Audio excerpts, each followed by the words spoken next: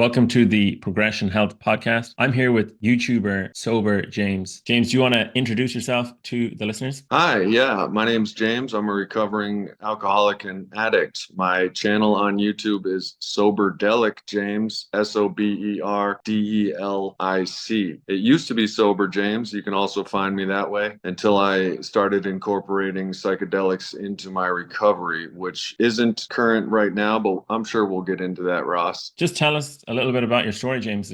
Like what's the whole deal with identifying as an alcoholic and, how does that work? Well, I'm 43 now. I was born in 1980. And when I was 18 years old and I was drinking every weekend, I realized I may be an alcoholic. I had always heard of Alcoholics Anonymous being the main modality, the main conduit for sobriety. So at 18, I had decided that at some point I'm going to Alcoholics Anonymous. And I said to myself, at 25, I'll quit before I wind up under a bridge or like any other story you hear. Well, 25 rolled around and I was in the Navy having a good time, so I decided 30 would be a better time. 30 rolled around and I couldn't quit, and at the age of 43 now, I have put together various times of sobriety, 18 months, 12 months, 10 months, and 8 years, and then finally decided to take everything that Alcoholics Anonymous has to suggest and leave my bright ideas at the door because they were getting me drunk and bringing jails, institutions, and death. So long story short, I've spent my life trying to figure out how to gain a meaningful and happy life through sobriety, and have finally found it by handing my will and my life over to a God of my understanding and the program of Alcoholics Anonymous. Wow, there's a lot there. So sobriety is just not drinking, right? So I guess why the need for AA? Why not just stop drinking and just live your life without drinking? That's a great question. A lot of people ask that. The answer lies in the 12 steps of Alcoholics Anonymous. The word alcohol is only in the first half of the 12 steps. We realized we were powerless over alcohol and our lives had become unmanageable. The rest of the steps don't mention alcohol at all. It's all about trusting in God, cleaning house, and helping others. So to answer your question, if you read the big book of Alcoholics Anonymous, which is a 100-year-old book that hasn't changed, written by Bill Wilson, the co-founder of Alcoholics Anonymous, it'll list ways that we have tried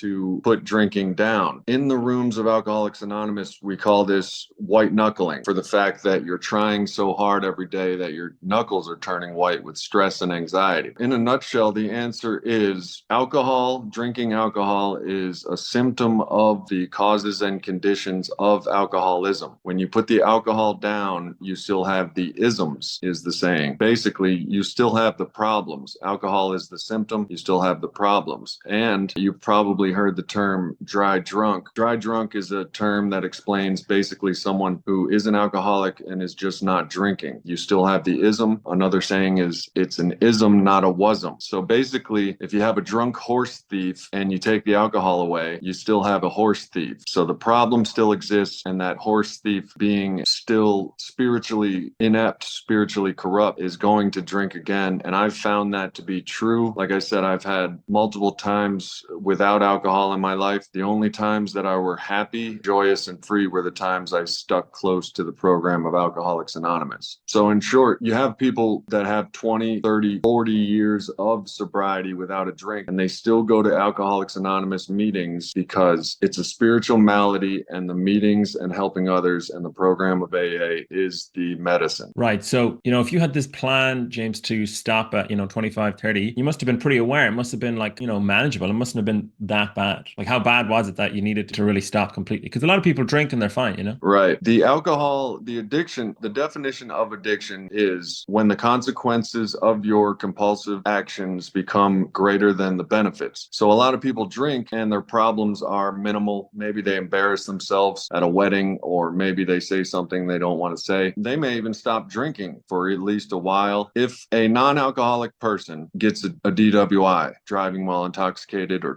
crashes their car while drinking, they will stop drinking. If an alcoholic gets a DUI or crashes their car, they will stop driving, is one of the best ways to explain it. Right. So like, are you saying that something like that happened to you, where it was like a kind of a sort of a wake up moment, like an aha, like, right, this is a serious situation now and consequences are very real? Or how big an effect did it have in your life? There's been many consequences. They can be summed up with the words jails, institutions, and damn near death. I've been in a coma coma for 2.5 months due to a car accident in 2007. I've had multiple DUIs. I've been fired or quit from multiple careers or employments, and I've had many failed romantic relationships, friendly relationships, and even family relationships. So the consequences were always there. Rock bottom is what they call your point of desperation, and it's different for everyone. And sometimes people don't take any of the rock bottoms as the reasons to quit. Alcoholism is cunning, baffling, and powerful, and it takes us to the gates of insanity or death. Right. So then once you stop drinking, how have you defined sobriety? As in, it could be, is it just the drinking? Like, what exactly is your sobriety? That's a good question. A lot of people think sobriety means you don't drink alcohol. Well, in the rooms of Alcoholics Anonymous, we call an alcoholic that doesn't drink alcohol just dry. And that's good. Your very first step is to quit alcohol. You can't get sober if you don't quit alcohol. And when I say that, I mean you can't experience the spiritual awakening that happens through the 12 steps if you keep drinking. So sober and sobriety to me means happy, joyous, and free of the obsession to act in a addictive manner, have a compulsion to seek the easier, softer way to satisfaction and pleasure, which could mean drinking, it could mean doing drugs, it could mean unethical sexual behaviors, could mean shoplifting, there's gambling. These are all compulsive behaviors that an addict will use instead of experiencing life through a series of, say, accomplishments or progress or doing good things. So sobriety to me doesn't just mean putting down your drug of choice. Sobriety to me means happy, joyous, and free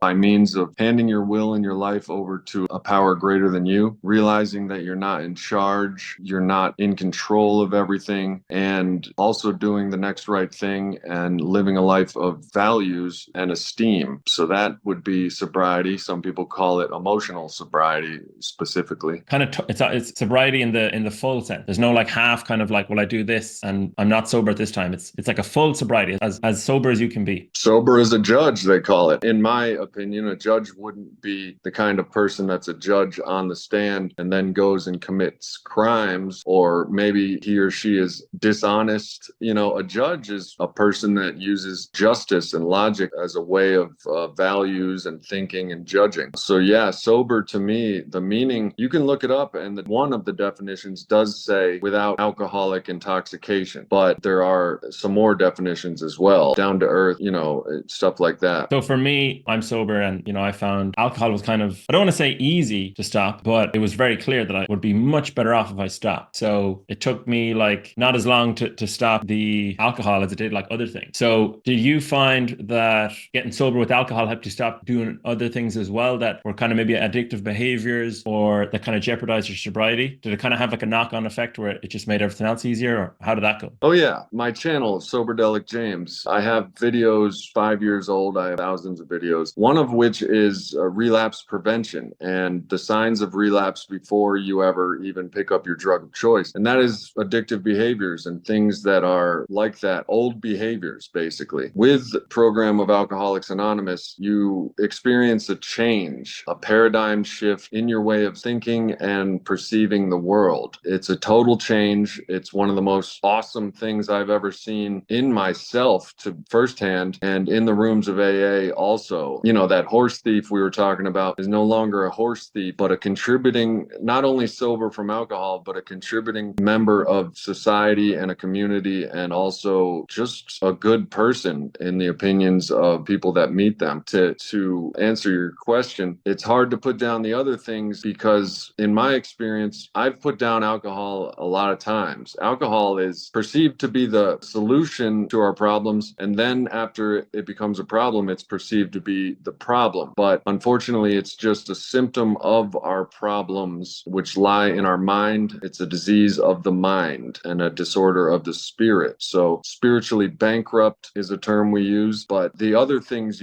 you're speaking of can be anything in everyone's different personal lives. Their personal comfort to seek through easier, softer ways. There's nothing easier than drinking a bottle of beer or 5 and feeling instant relief from what plagues us inside. Usually it's restlessness, irritability, and discontentment, and we perceive alcohol to be the medicine. So when we get rid of that, we still have the restlessness and the irritability and discontentment, and we seek other things. For me, that took on the form of everything from Netflix to incessantly swiping through Instagram reels to online dating. It can even take the form of pornography and unethical sexual behaviors when it comes to dating. Basically looking out for me, but not considering the consequences or the negative effects on other people. It's a disease of self. We tend to be egotistical, self-centered, stuff like that. So basically, when you get out of yourself, you get to deal with the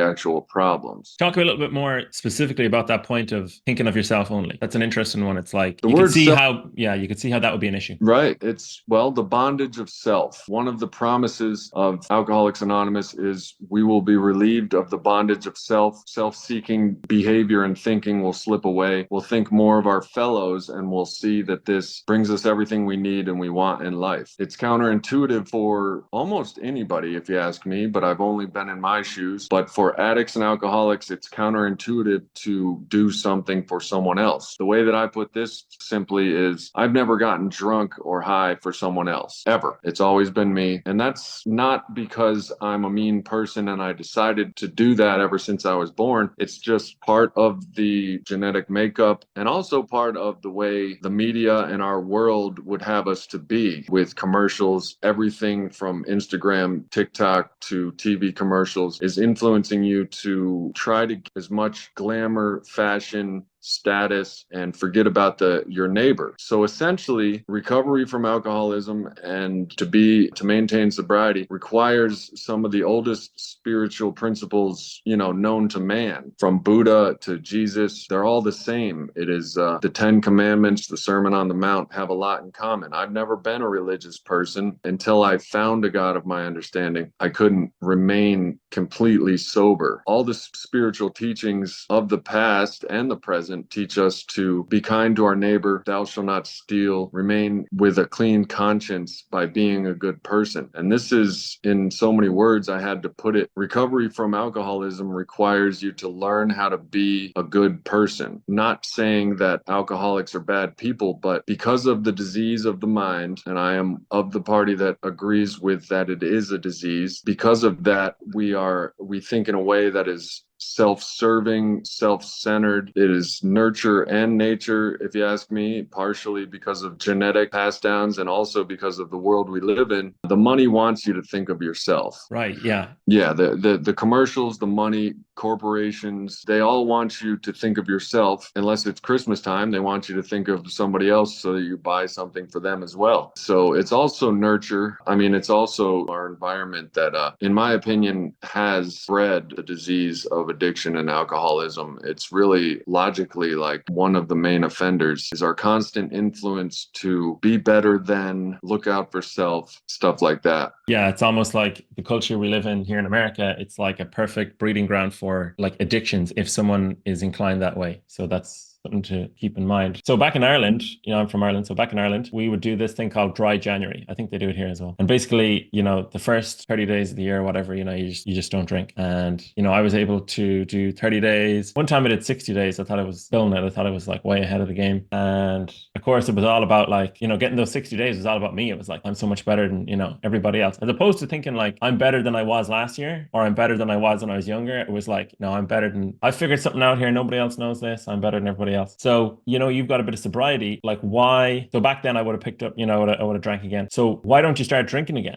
Like you've got a bit of sobriety, you got all these like, things going on. Why not just have a drink again? That's a good question too. And pretty much every alcoholic, including myself, has tried it. Oh, well, I did 60 days sober. And by the way, that's not an easy task. There is something to be said for you doing that. But you were correct and let me not get off topic here. Why not pick up drinking now that I've had a couple 24 hours, a couple days put together? Like I said before, I've come to believe that every single thing in the first 164 pages of the big book of Alcoholics Anonymous is absolutely true and can be relied upon. It hasn't changed in 100 years. It says stuff like the obsession that we can drink like other men must be smashed. We carry this obsession to the gates of insanity and death. This, and in almost every alcoholic, and I'm sure you can relate, even if I don't know if you're an alcoholic or not, but I'm sure you can relate to the feeling of trying something yourself to basically prove it right. And this has been the story of my life. I'm grateful that I haven't died, and this is a lot of stories of the people in the rooms. We don't wind up in AA because,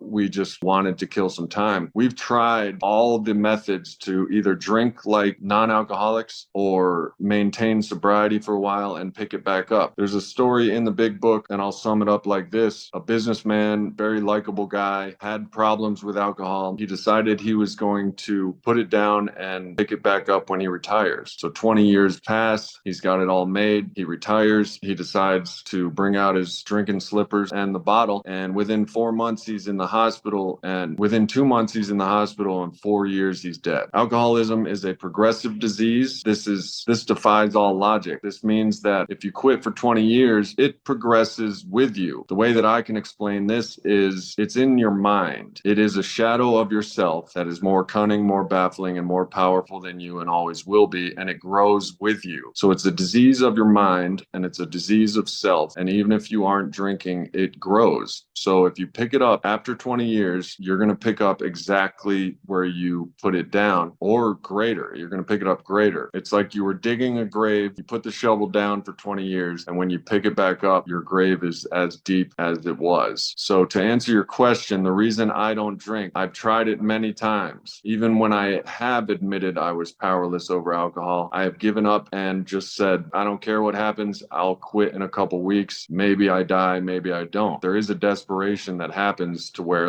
it's a very cunning and baffling and powerful entity, is what I like to perceive it as, is separate from myself. It's not me making these decisions. Alcoholics are sick people. This isn't a relinquishment of responsibility.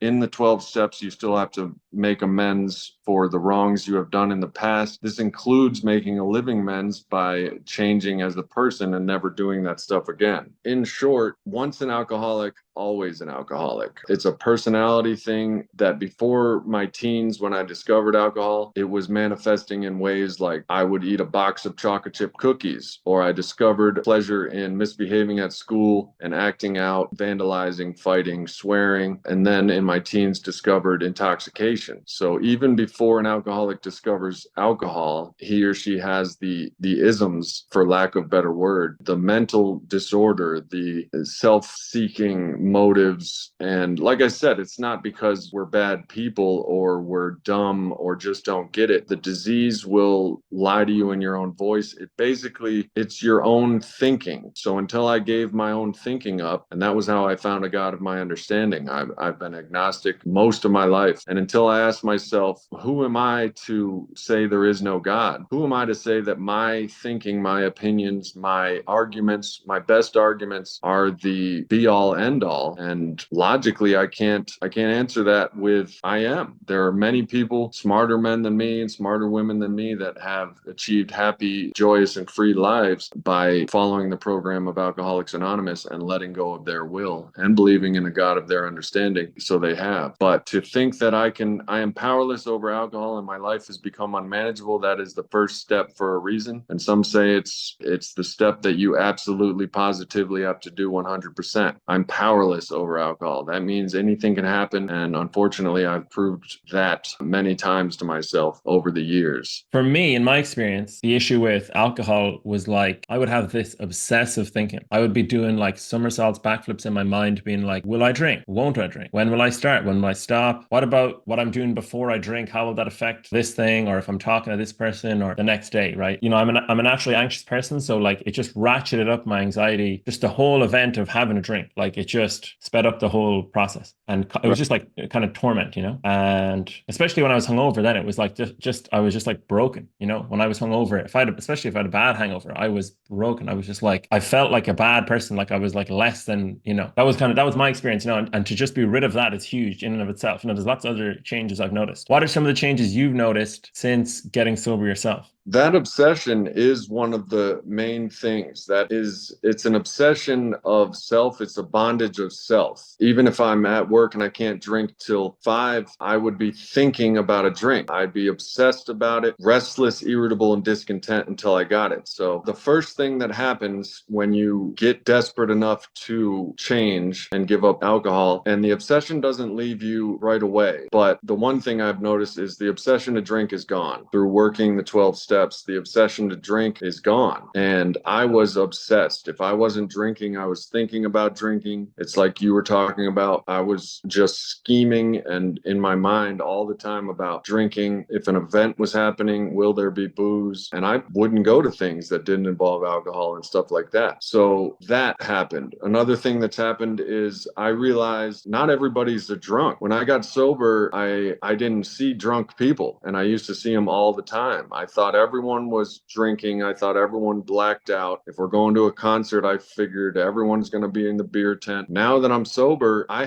don't run into drunk people falling down and stuff. And I used to all the time. It's kind of nuts how we surround ourselves with like-minded people. I do sober activities now, pickleball, disc golf. When I play poker, I'm not drinking, and I don't really even choose to hang out with people that drink alcoholically. My sister will ask me, "Can I have a drink around you?" And I'll be like, "Sure." But if you have a bottle of bourbon and a 30 rack of beer and you break out a ping pong table, I gotta go because it's kind of triggering. That's alcoholic drinking. But if you have a bottle of wine and a glass of wine, you don't have enough alcohol for me to start drinking anyway. So my obsession isn't going to be triggered. How do you mean with the bottle and the table, the ping pong table? What's the kind of the Beer, details there that is an issue? it's just a way to drink alcoholically. That's just an example I like to use, but basically it means if you're not drinking alcoholically, I'm not really triggered. If there's not a obscene amount of booze available and people aren't getting crazy. My life has changed. There's only one thing you have to change, and that's everything, which is kind of intimidating. So people, places, and things have changed. I never have alcohol in my house. I don't hang out with people, even family members that I used to drink with. I don't drink with them at family functions any longer, and they don't want me to either.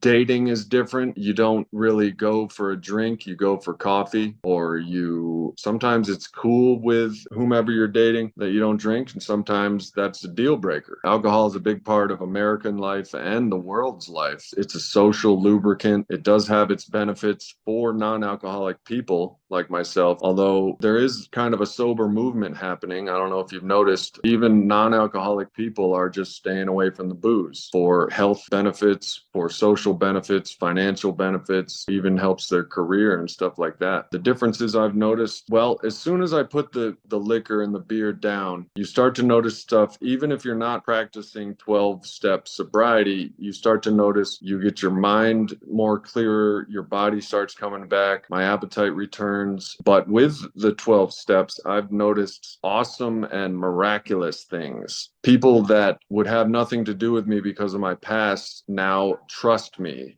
enough to ask me to watch their children and drive their car. And through working the 12 steps, I'm now thinking of others. I'm more relaxed and less depressed and anxious because Alcoholics Anonymous has taught me the trick of, if I'm feeling restless, irritable, and discontent, do something for another alcoholic or just another person. Do something nice, do something that'll help. And usually this isn't what I want to do. It's counterintuitive to what I want to do. If I'm not drinking, I want to lay on the couch or just be comfortable or try to address anxiety and depression another way. But through the program of AA, there are methods. It's a blueprint for living a free and happy life. So I've noticed a happiness, a freedom, and a joy that I've never noticed in my life before. The feeling of being able to walk around comfortable in your own skin is a high that beats all other highs out of the water. And I've done most of them, and it beats all drunks.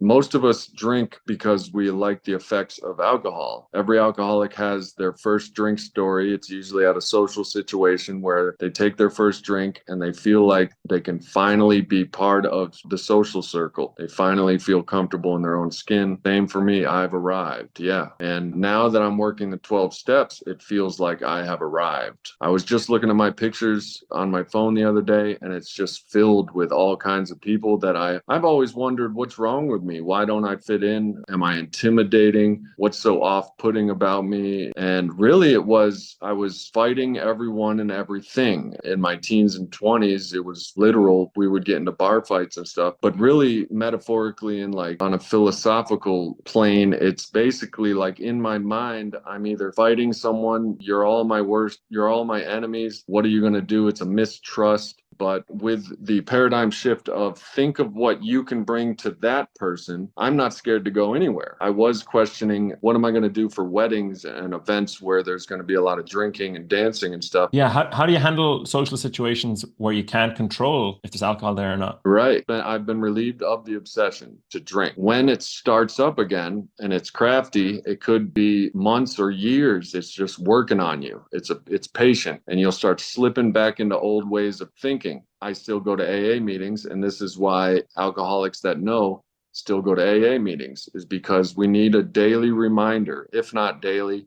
Some people go every week. I go every day since I've discovered that it is my medicine. I need to be reminded to help other people, to think of other people, to work the daily reprieve, to hand my will and my thinking over to the care of God as I understand it. Because slowly and craftily, it will slip back in. My own self-seeking and my own ways will slip back in. It's never cured. It can only be treated. But to handle situations like weddings and stuff with drinking, this is a neat trick. Why not see what you can bring for other people? The thinking of, what am I going to do? I'm going to be so uncomfortable. How am I going to handle this situation? Me, has slowly drifted away. And I start thinking, how can I contribute to the festivities? How can I help? How can I contribute? And it works. It really does, because your whole thinking is turned around. It's like a 180. And the obsession to drink isn't there if you practice this in all of our affairs, it says in the book. We practice these principles in all of our affairs. We are not saints. Perfection isn't what we strive for. It's progress, not perfection. None of us have been able to maintain these principles, perfectly. But that's also something that we realize, is that we're human. We're human. We make mistakes. To practice and progress is the goal. And in that, there is spiritual enlightenment. So to answer your question, I can now go anywhere, although I will choose to stay away from bars, because the saying there is, if you hang out in a barbershop, you're going to get a haircut. So if you hang out in a bar, you might get a drink. If I have a good reason to be there, there are suggestions like I take a sober friend, and you always have an escape plan, which is basically your own ride, because it's cunning, baffling, and powerful, and it will sneak up on you, the disease. And before you know it, and there's tons of stories that I could tell you about myself, but also stories of alcoholics that just, it comes out of nowhere. And all of a sudden you got whiskey in your milk. Yeah, I've heard stories like that myself. So just another change that it'd be interesting to hear about is your health. So you look pretty healthy. You don't look like, I don't know what an alcoholic looks like, but you don't look like one. So I don't know, does that say how much that says about how much I know? But with your health, I don't know what exercise you do, nutrition, your mental health, what changes have you noticed there? Alcohol is a incredibly unhealthy poison. It affects every cell of the body and every organ, including your skin. You deteriorate as long as you drink. When you stop, and there's also, we addicts and alcoholics have something in common. We like to do things to the extreme. So basically, when James, I put down, it's funny when you say it's a poison, my first reaction is, oh, here we go again, In my head, that's my first reaction. Oh, here we go again. Alcohol's a poison. It's like it's been drummed into me that alcohol is fine. Even though I don't want to drink, even though like I know alcohol has damaging effects, my first reaction is, oh, it's almost like to discount it. It's crazy how the mind works. But yeah, sorry to interrupt. Go on.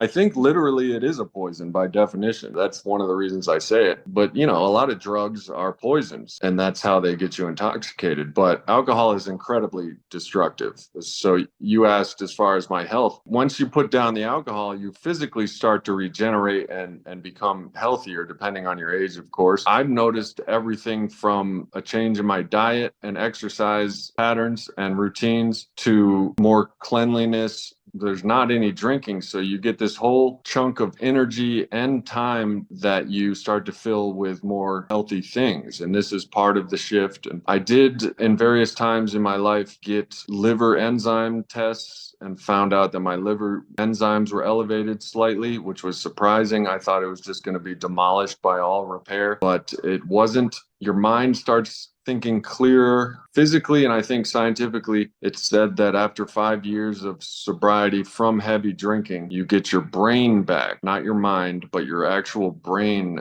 has started to form new neural pathways and habits. Neuroplasticity is the term. So physically you start to regenerate. And also pictures of me in active alcoholism and pictures of me in sobriety are night and day. If you look at them, I'd be unkempt. I'd be so obsessed with drinking every day that I would just avoid brushing my teeth because there's going to be alcohol in there anyway. And I can't really brush my teeth and drink at the same time. And then the showering starts to disappear. So hygiene, your laundry piles up, your whole house is just left. The obsession takes over and you're just doing nothing but drinking.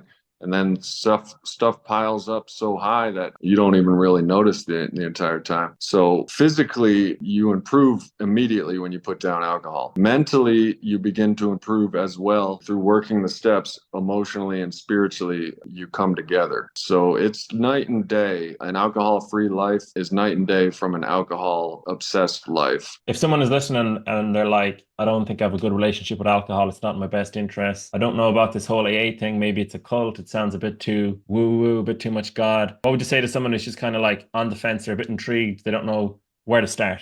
How could you start and sort of exploring not drinking? Well, I was one of the lucky ones that knew Alcoholics Anonymous at 18, even with a beer in my hand. I just knew Alcoholics Anonymous was the way that alcoholics get sober. I don't know how I knew, I just knew. A lot of people don't believe in it though. They believe it's a cult. It's not a cult at all. The way I explain that is cults want something from you, whether it's money, power, sex, reality, whatever it is, cults want something from you. They also have leaders. AA, there's one primary purpose, and it's to remain sober and help the alcoholic achieve sobriety. There's a basket passed around, and you don't have to contribute. It's literally for the rent, for the room you're sitting in, and for the books and the literature and stuff like that. But other than that, you can choose to go to AA and not spend a dime. So they don't want money. There's a lot of rumors about 13 steppers, which is a slang term for after you're done with the 12 steps, you do this 13th step, which is helping a member of an attractive sex to you through the steps and then taking advantage of them. This I can explain by its principles before personalities. There's going to be some ugly personalities in the rooms of Alcoholics Anonymous. There's also ugly personalities in the grocery store. The fact is, if you need to get sober, you got to run towards your fear and go into an AA meeting and ignore all of that stuff. The cult thing it's funny and we laugh at it because we do say things over and over. Meeting makers make it, keep coming back, first things first. We have these culty-like properties, but there's nothing about it that's a cult. You can walk in, you can walk out. You don't have to do anything. There's no rules. There is one requirement, and that is a desire to stop drinking. And this is all written down in the 12 steps and the 12 traditions. There's only one requirement for membership, and that's a desire to stop drinking. There's open meetings where alcoholics and non-alcoholics can attend. And then there's closed meetings where it's recommended that only alcoholics attend. It's a more intimate setting. A lot of the fear and rumors and stuff about AA, I like to explain as this is our addiction talking to us. Our addiction doesn't want us in Alcoholics Anonymous because with a successful Alcoholics Anonymous program, our addiction won't have any power. When I say my addiction is another entity, we think it's ourselves that get us into this trouble, but it is a disease. It's been defined by the Medical Association as a disease, and there's a doctor's opinion in the big book of Alcoholics Anonymous. Here's what I do say to people that want to have a desire to stop drinking, but they're not sure about AA because they've heard it's a cult, or maybe they're not sure about God. They think it's a churchy thing. They think it's a religion. I first tell them that I was an agnostic, and I was for 10 plus years going to AA. It's a God of your understanding. I try to explain that it's not a cult, and it's really silly that people say that, because cults want something from you. They try to manipulate you. They try to take power over you. The principles of Alcoholics Anonymous are directly the opposite of any malicious behavior. So that's why they say principles before personality. I also explain that as an alcoholic, my addiction will lie to me in my own voice, and it wants me to stay away from AA. Every time I've relapsed in the past, it has because I stopped going to meetings, which is why they say meeting makers make it. They might ask, well, if you relapse, AA doesn't work. Well, relapse can be, it doesn't have to be, and it's not an excuse, but relapse can be a part of recovery and often is. This is difficult to say because I know the alcoholic listening would most likely grab onto anything they can to actually take a drink. But in truth, my life has been, over the course of decades, a learning experience through relapse. And the final lesson is my ideas are tainted by the disease of alcoholism, and I have to listen to a power greater than myself, which before I found a God of my understanding, I chose that to be Alcoholics Anonymous. And Alcoholics Anonymous introduced me to a concept of a God that I can understand, which for everybody in the room is different. Some people have common ideas of God in the room. Some people have their own unique ideas. It isn't the God that's important. It's the willingness to believe in a power other than yourself that's important. The main thing I would tell somebody, though, that has all these objections to AA is, well, you've been doing your own thinking so far, and how is that working for you? And I try to say it without an attitude. So I'll say this. I'll say, when I realized my own thinking was getting me drunk and in jails and in institutions and in hospitals, I finally gave my best ideas up, and my arguments to stay away from AA, I gave them up, and I was willing, honest, and open to try to what AA had to suggest, and my life has changed dramatically. Good. Yeah. Great to hear that. So, James, you mentioned psychedelics. How does that work? Like in terms of sobriety, like does that fit in? There is some treatments out there, for example, like I don't think ketamine is a psychedelic, but there's some treatment modalities for different health issues. How would something like ketamine or psychedelics affect sobriety? And could someone be sober but also doing these substances as well? That is one of the most popular questions that I get on my channel, and that's science and medicine is answering that question in public now too. Psychedelics are a different animal, and I have to be careful here because my own opinions are dangerous, to an extent. I try to stick to powers greater than I am. But one of the co-founders, or the co-founder, Bill Wilson, one of the 100 most important, influential people, according to Time Magazine, of the 20th century. Time Magazine refers to Bill Wilson, the founder of AA, as the healer. He would tell you, I'm just a drunk trying to get along, don't idolize me.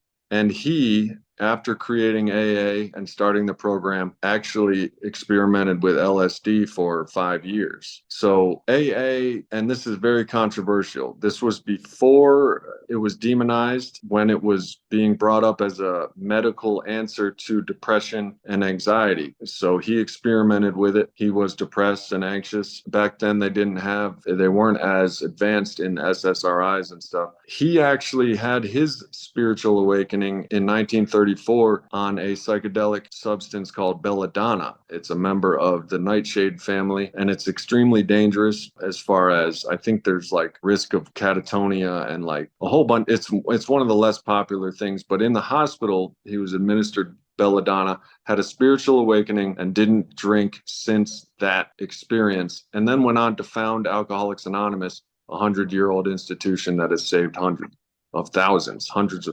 So it could be argued, and has been argued by this alcoholic in my own escapades. My YouTube channel was started around 2018 and was called Sober James until about December of 2021, when I started experimenting with psilocybin, which is essentially magic mushrooms. I had good intentions, but also in hindsight, I realized that my addict will take a back door into my mind, and it's like I said, always more cunning, baffling, and powerful than I am. And I've not decided, but I've been blessed with the realization and the clarity enough to be like, I'd rather work the 12 steps right now. When I pick up mushrooms, I will convince myself to have a recreational episode with them. How do you define a recreational episode? It's Friday and we're going to a concert. So instead of going to one of these clinical settings with a psychologist and dropping some mushrooms, I'm going to a Lamb of God concert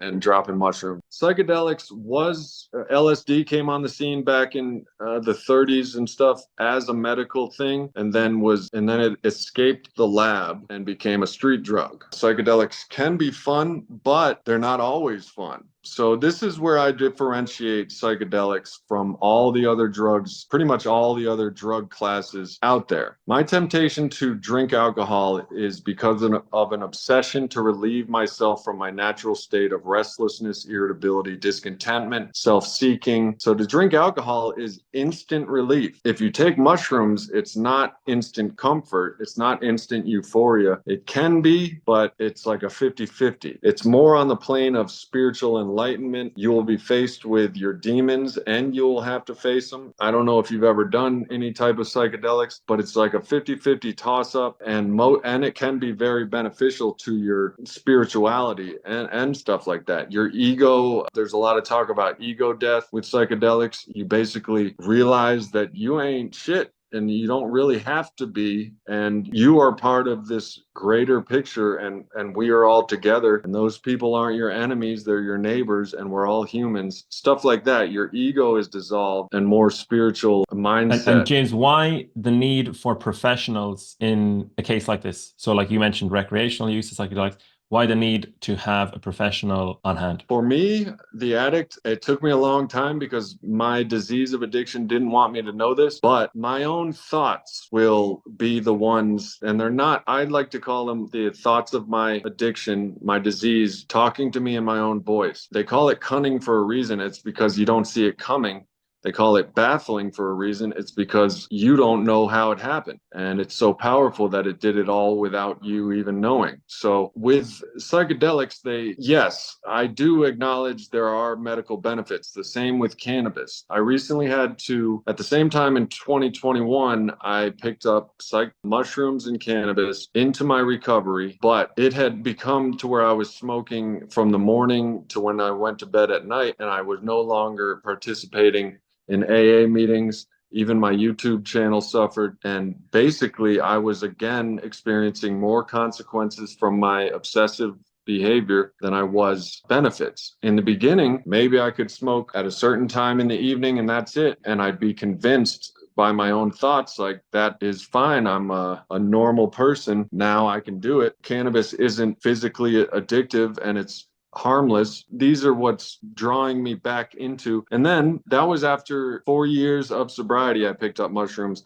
and it took me about 3 years more before I picked up booze. But it wasn't just mushrooms, it was cannabis too. So to discount psychedelics, and I'm relying on my higher power for this one, to do my own thinking, like I said, the greatest thing I've ever realized is that my own thinking is the problem. That's where the problems come about. So I rely on my higher power to guide me. Is it in God's will? Stuff like that. A lot of spiritual things do happen during a psychedelic experience. And with a professional present, an addict like me can't get an ounce instead of, the 3.5 grams it takes for the spiritual experience to happen in a controlled setting. There's a lot of setting involved. Basically, what I'm saying, for me, for this addict, I would choose to have a professional present because I need a power greater than myself. Myself is naturally an addict, and I can get led down the wrong path by my own disease. Cannabis had to go because although it does provide benefits and it is medically, beneficial to a lot of ailments out there, including depression, anxiety, and cancer patients, pain relief and stuff like that. I was using those things to talk myself into smoking it all day, every day. And one of the parts of the disease is denial, and you don't see it. You just don't see it, the denial. But my denial was, cannabis is not good in your life. James. It may be all right for other people, but it's not all right for you. I become obsessed. I was growing it and I had literal pounds and I was, just it was out of control. So I was replacing one with the other, which can happen with everything from cannabis to you might even start overeating, or sloth might be your thing. You know what I mean? It's just one thing for another. And that's why the program of AA is important it's a daily reminder. Absolutely. Yeah. I had a similar experience with weed where I don't know what your opinion is on like alcohol and weed being like gateway drugs, but for me, it was very hard to moderate the weed, like, oh, I'll just use it to sleep. It's just for health benefits, California sober kind of deal. And, you know, it's legal now here in California and it's everywhere. There's studies saying this, there's studies saying that. And it's interesting. Then when I actually looked at some research on cannabis users, it said that they are, I'm going to generalize here, and this is obviously not the case for everybody, but it's like, and I'm not sure exactly like how frequent they were in the smoking of it and stuff like that or whatever, or like if they're using gummies, but basically that they were like typically kind of lazier, like less, like they had like higher rates of unemployment and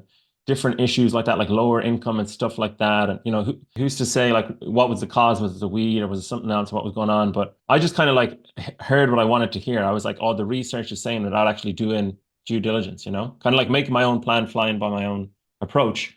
Right. And it just makes me think that, another way of explaining an addict is like someone who has a chronic struggle with moderation of, it could be so many different things. Could even be like work, like people who are like, oh, I work 80 hours a week all the time and this is my life. And it's like, yeah, but do you want your life? Do you want your life to be like that? So do you think that alcohol and weed, these things, or even psychedelics, they can be like gateway drugs? It's almost like a domino effect where you start one and there's a higher chance of doing the other.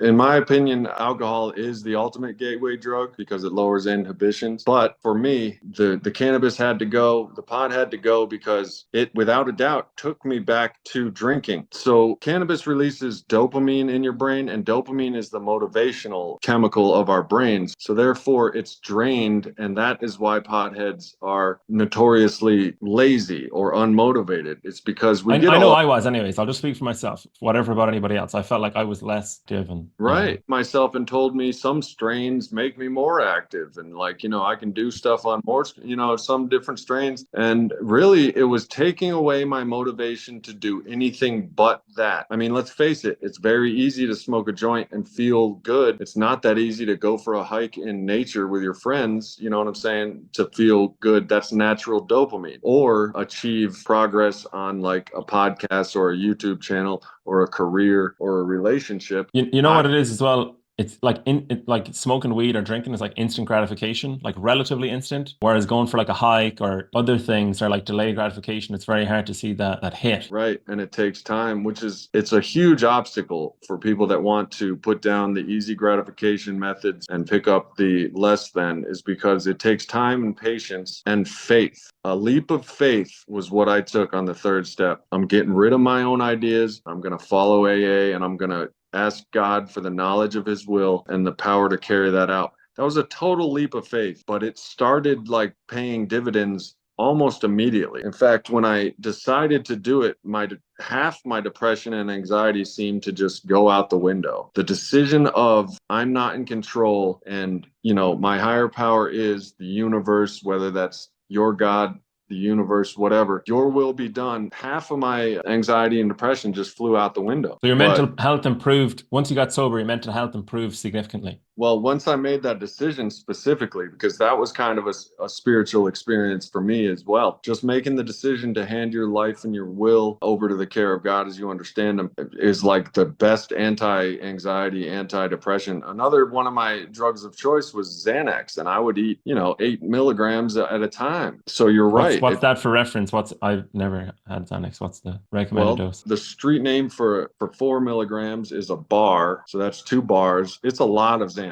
Some people get prescribed a quarter of a milligram for their daily anxiety. So I had a grand mal seizure from Xanax and alcohol. That story's on my channel. But, it's a dangerous drug. But my point is, with the spiritual decision to hand my will and my life over, I'm no longer fighting at every minute of every day trying to control things. I realize it's a power greater than me. If I'm stressing over something these days and I remember it comes with practice, I will just say, you know what? It's in God's hands. And God is what I choose to call it. A lot of people will shy away from that, including my own self when the word God is mentioned. But God is just what I choose to call the powers greater than I. I'm not driving this whole world. I'm not directing this whole play of life. I'm just merely the guy in the background, sweeping the floor. God's the director. You know what I mean? That's the philosophy that allows me to release my anxiety. And without anxiety, you have no reason to self-medicate with anything. And that's part of how it works. Powerful stuff there. Yeah. Just to get rid of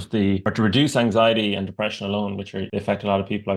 I've experienced it myself. Great to hear that, James. So we've taken up enough of your time here. Is there any kind of final message you want to part on, James? Anything you want to leave the listeners with? Well, if you or a loved one are experiencing more consequences than benefits from drinking or other behaviors, don't be scared of the 12-step programs. Alcoholics Anonymous was the beginning in the 30s, but since then, there's dozens of, including Overeaters Anonymous, Sex and Love Addicts Anonymous. There's Shoplifters Anonymous. There's a Workaholics Anonymous. There is Al-Anon for family and friends of alcoholics. There's Narcotics Anonymous, Narcanon. They're all the 12-step principles. And don't be afraid. They're not cults. They're not going to attack you sexually, physically, or even try to force you to get sober. I've had people from the rooms tell me, if you think drinking is a good idea, go try it. And they're not saying that to be a smartass. They're saying you go try it. So my point is, it took me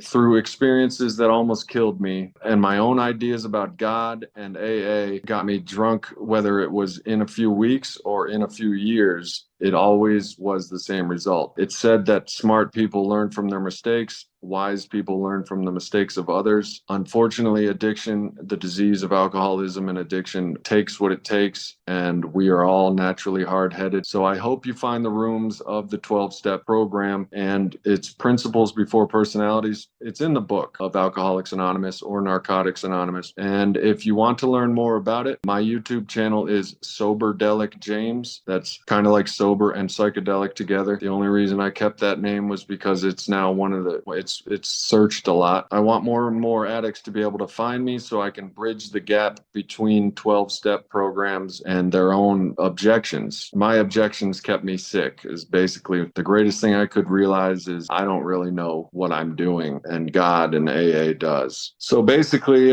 in summary, I would say check out my channel, Soberdelic James on YouTube. And if you're scared, that means whatever you're scared of is pretty important. So don't be afraid. We're only human. I'm sure I'll remember important stuff to say after we cut off. Brilliant, James. Thanks very much for your time. Well, thank you, Ross.